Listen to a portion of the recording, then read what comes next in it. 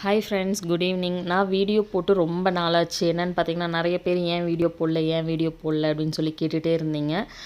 பார்த்தீங்கன்னா, வீட்டில் யாருக்கும் உடம்பு சரியில்லை, எனக்கும் உடம்பு சரியில்லை, பிரகதிக்கும் அம்மா போட்டிருக்கு. அதனால தான் சரின்னு சொல்லிட்டு வீடியோ எதுவும் அப்லோட் பண்ணாமையே இருந்தேன்.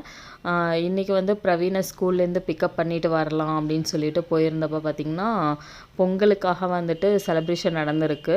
அதில் ஒரு பகுதியாக வந்துட்டு ரங்கோலி கோலம் காம்படிஷன் பண்ணியிருக்காங்க. இங்கே 4 குரூப்ஸ் இருக்குது. ஒவ்வொரு குரூப்பும் ரெப்ரசன்ட் பண்ணி அந்த டீமில் செலக்ட் பண்ணி பசங்கள்லாம் கோலம் போடுவாங்க.